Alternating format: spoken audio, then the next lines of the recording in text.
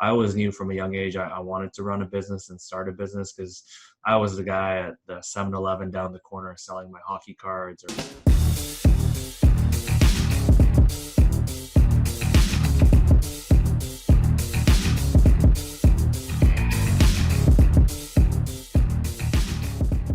Hi, I'm Terrell Turner, the host of the Business Talk Library, and today I have another special guest on, one of the 30 under 30 top entrepreneurs in Canada. So welcome to the show, Aaron.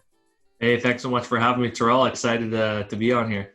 Absolutely. So Aaron, before we jump in to talk about your business, tell us a little bit about your professional background and kind of what was your life before you jumped into entrepreneurship?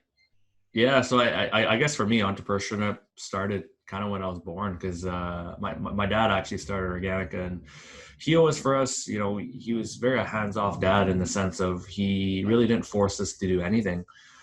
So anything we wanted to do, we were given the freedom to try and fail and try again and succeed and whatever else. So for me, I always knew from a young age I wanted to run a business and start a business because I was the guy at the 7-Eleven down the corner selling my hockey cards or trading Pokemon cards and just upgrading it and whatever. So for me, I always knew I wanted to get into business. So I did my Bachelor of Arts at the University of British Columbia here in BC, and then I moved to France for a year and a bit to do my master's in business management there.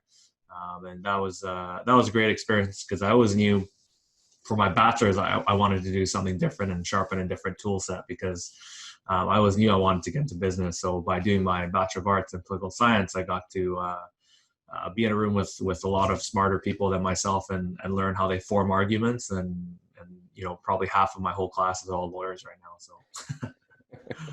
Now, how much do you think that experience in France kind of helped shape how you approach, entrepreneurship after that? Yeah, you know what? It was an incredible experience because I think being from Canada, obviously you're taught French, and I say that very lightly, because my first trip there, I was sitting in a restaurant, or my first day there, I was sitting in a restaurant, and for the love of me, I couldn't remember how to say apple juice, and I was just craving an apple juice, and I said apple juice, and the person's like, "C'est quoi ça?" Like, what is that? Like, what is that? Like, what are you talking about? And then I was okay, what? Like, just water. But yeah, I think it shaped a lot. Like my class out of 40, like 28 was from different countries around the world. So you really got a mismatch of different people, and you could learn. You could really get incredible experience dealing with people from different cultures, different backgrounds. And needless to say, a lot of the stereotypes are very true. I do find that interesting. Like my wife and I, like maybe 2 years ago, us and like a couple other friends went to France, and yeah, it was very interesting to see, like, I guess you say some of those stereotypes played out. Yeah, and I feel like you talk about entrepreneurship, you really got to find your way around France because it's not it's not one of those cities where you can speak English first and they'll be accommodating. It's like you really got to try and get that French out and whatnot. And yeah, it's just the culture, right? So I was totally learned, and a lot of other things too. It's like you take things for granted here in North America or Canada, where like you're in a grocery line and there's a big line building up and they're saying Sally to till 4, John to till 6, whereas in France there's a line of like 30 deep and the person's having a full-on conversation. Terrell, how's your wife? How's your kids? What did you do today? And then they're signing the payment by check. So I think it also helped my entrepreneurship journey because you got to be very patient to live there. So yeah, it definitely helped. Also, so speaking of that, like I said, that patience and entrepreneurship, what really made you come down to, like I said, deciding on, hey, this is the business I want to invest my energy, my patience, my time, my resource into? Yeah, so the cool thing is, like I said earlier, just my dad never really forced us to do anything, right? And he even didn't say, I want you guys going to the business. He said, it's here, but it's here if you want it, right? So when my brother and I graduated, we both graduated at the same time, and we're like, okay, we really feel we could take this business, Organika, to the next level here in Canada. Because what we did is we surveyed the whole market, and what we looked at is just opportunity, because there's a lot of companies in different life cycles. And we felt we were in a time in our industry where companies they've reached their peak and they weren't too hungry anymore and they were stagnant. So we really felt there's a lot of market for us to take. So for us, we knew, well, for me personally, I always knew I wanted to jump into it. And it's been an incredible journey so far. It's been like 6.5 years into the business, and have we made a mistake? Have we made mistakes? Yeah, a ton of them. Should we have done a lot of things differently? For sure. But I think that's the beauty of my dad and how he was really hands off and just really let us go and learn from the mistakes. Because I think that's the best way an entrepreneur can really make that next step, is when you're actually learning and making these mistakes yourself. And because everything's not going to be great, and your growth curve isn't always going to look like this, right? So as much as we all like it to, it's the reality is you got to put in your blood, sweat, and tears pretty much every day, or else it's as an entrepreneur run business, you're not going to be doing well in the market, right? So Awesome. So tell us a little bit about Organica and the products and services you guys offer. yeah, so Organica started essentially to a health problem, 30 years ago. We're celebrating our 30 years in 2 months, which is Congratulations. yeah, thank you. I like to say it's my evil twin, because Organica was born 3 days after me. So, but yeah, Organica started. My dad, my dad started the business. He was he actually had kidney stones. So this was in the late 80s, and in the late 80s, if you had kidney stones, the only option was surgery, right?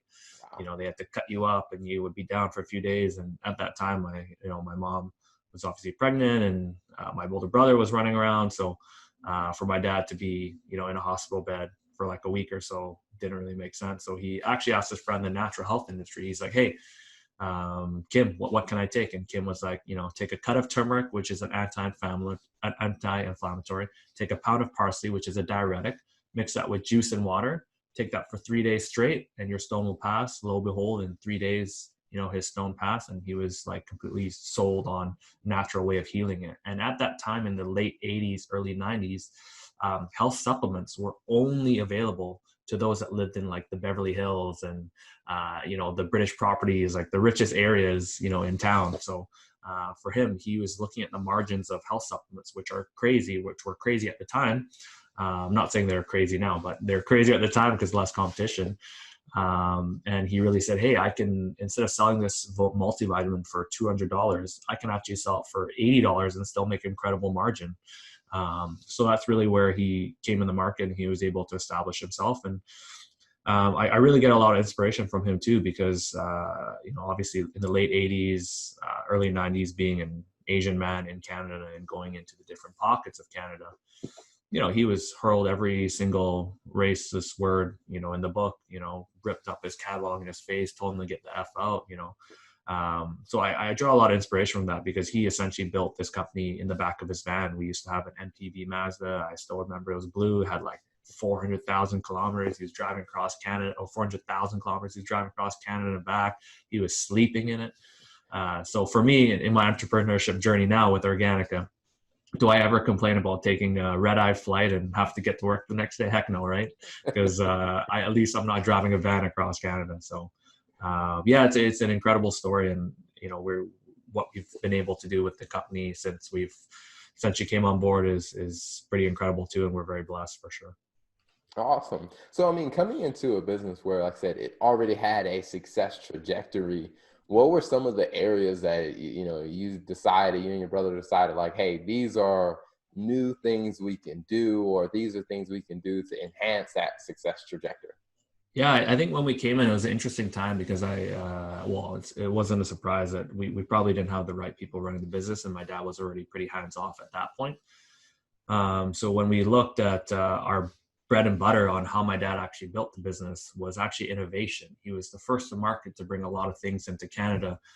So for us, we really wanted to get back to being an innovative company, and really owning that within our retail partners, and looking at us like, hey, Organica knows what's next. Hey, we're going to partner with them, because we're going to sell a lot of their product and answer a lot of our customers' wants and desires, because they have something coming. So for us, we took the approach of, first we need to essentially make over the team. And it was a lot of growing up for us as well. Like, obviously when you come into business and young, you think you can light the world on fire right away, but things take time now, and that you realize things take time. And So a big prong of our approach was people, our products in terms of our innovation, and then obviously our strategy, right? Because for us at the time, there's different things happening in the marketplace where we felt it was going to shift, because our generation, let's say, has grown up on getting nutrition through food, whereas let's say our parents' generation has grown up getting nutrition through a pill, and we knew there was going to be a big shift coming. So that's how we really pivoted a lot of our marketing, our products to be essentially for a new generation of consumers. Okay, awesome, awesome. Now, what are some of the products that, like your top products that people buy from your company? Yeah, I think the biggest one that I'd say, like, really put us on the map in Canada is our collagen powder. So we weren't the first, but we certainly we have the biggest line of different collagen products, and we've been selling collagen for I think over 10 years in different export markets and everything. Because if you actually look at the hydrolyzed collagen peptide market, it was massive already in Japan, let's say 10, 15 years ago, or Korea. Whereas in North America, they were kind of late to adopt. And then once it hit is when we launched it, and it just took off. And we created a whole new line as well, where we're going to be launching the first, effervescent collagen drop in Canada. You just pop it in your water and you sip it back. So there's a lot of innovation within the collagen. We just launched our collagen cookies as well. It's a low carb collagen cookie that's healthy, actually healthy for you to eat. So we're definitely expanding within the collagen category beyond just our regular powder. Awesome. Now, what's the major benefits people see with that type of product? Yeah, the major benefits, it really depends, right? Like, I think one thing you need to caveat with natural health is you aren't going to be healed tomorrow, like a prescription drug or pharmaceutical. These things are going to take time, but you are going to notice them. Like, it's funny. It's like my wife, for example, she's had 2 pregnancies in the last 2 years, and she has no stretch marks, and she doesn't have postpartum hair loss because she's been on our collagen, for example, right, for 2 years. And then there's other things like, for example, my kids, they've been on our baby probiotic, essentially since they were born. Like my Solomon, he's my little big guy. He's 8 months old, and he's never been sick once, which is crazy. And then my oldest, which is Noah, he's 2, and he's only been sick once too. And this is like, it's like crazy to me. It's always mind-boggling to me, because like when my wife goes to the different friend groups and her friends, they're always saying, "Oh, my kid's sick again. My kid's sick again. My kid's sick again." And it's like crazy to see like these products actually work if you're consistent. It's like in entrepreneurship. It's like in life, right? If you're consistent with something, you will actually reap the benefits, right? Because that's a lot how natural supplements are, for sure. They take time, but they can help everything from your skin health. I'm on our Siberian tiger ginseng, which helps with brain stress and immunity, right? Okay. There's a lot of different tools in the bag depending on what you want to improve in your life. Definitely. And right now, I mean, staying healthy is definitely high on everyone's list. Yeah, you should have seen my Corona stack. Like, people already think I'm crazy because I take like 16 pills at a time, but like my Corona stack was like 30 pills. I was like, it was actually incredible, because usually I get maybe sniffles during the spring season, but like this like I felt I was like more healthier during like the coronavirus scare, and like added on stress of like running a business and managing people and thinking of how our business is gonna keep their surviving. Like, I felt like I've never felt that as good.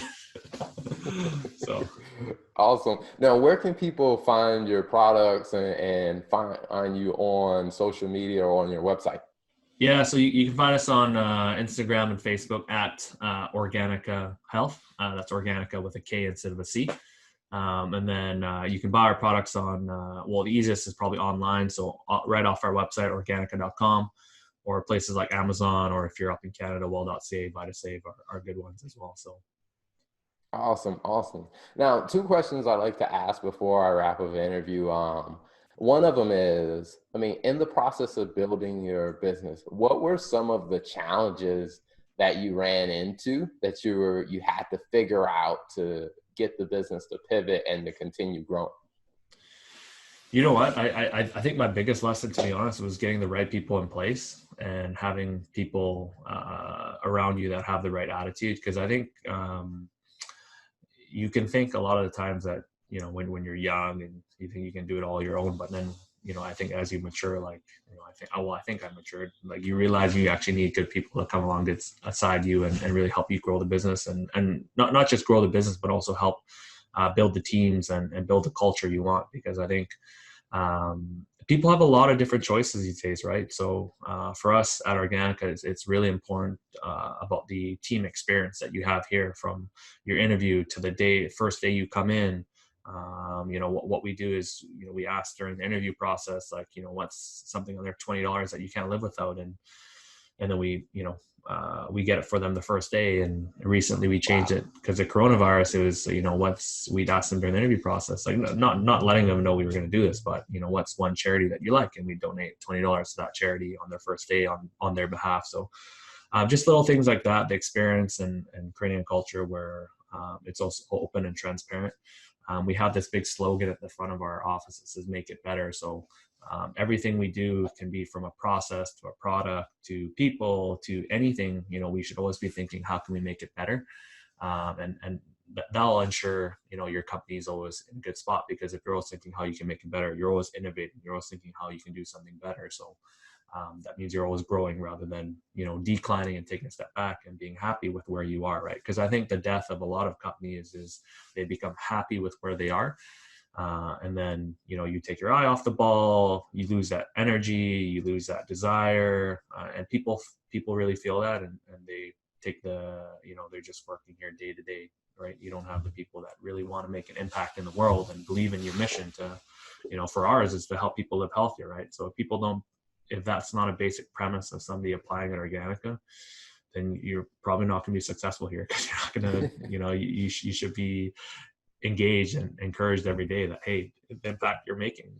But, in any role at Organika, you're making an impact in somebody's life, because we've heard tons of testimonials about people. There's a guy who was allergic, and he literally essentially lived in a bubble, and he was taking one of our products, our quercetin and pegnogenol, and he was a bubble boy, and he literally stepped outside of his bubble. So stories like that, it's like, hey, we're doing incredible work, let's keep going and impact more people. So. Awesome. And then the last question I want to ask is the 30 under 30 recognition award. How does that feel to be, recognized as a 30 under 30 top achiever in your area? Yeah, I think for me, it was a big honor, because I guess you feel confident about the work that you're doing, within the business, but then once you get recognition outside, it's kind of it's very humbling, because you don't do this for the outside recognition, right?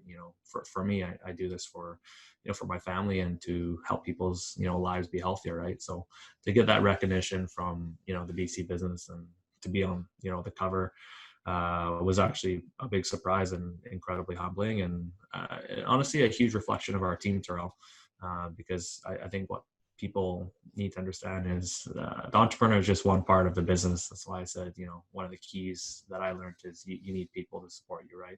And I think we have incredible people here at Organika that, support the business and support me and support each other. So, it's a win for all, not just, let's say for me. So, but very, very incredibly, humbling for sure. Awesome. Well, Aaron, thank you so much for coming on the show, sharing your story, the Organika story, and also for just sharing the wisdom that I think so many entrepreneurs can benefit from. What you talked about is having the right people. And even I think that very creative way of just, like I said, what you guys do in your interviews to really let people know, hey, we care about you being a part of the team, like from day one. That is awesome. Mm-hmm. Yeah, thanks, Raul. Really appreciate you having me on, and we'll have to have you on our Enhanced Life podcast as well. Awesome. Well, we'll definitely be in touch. Thanks for tuning in to the Business Talk Library. If you like what you heard and you want to hear more, be sure to click the subscribe button and follow us on all social media platforms as the Business Talk Library.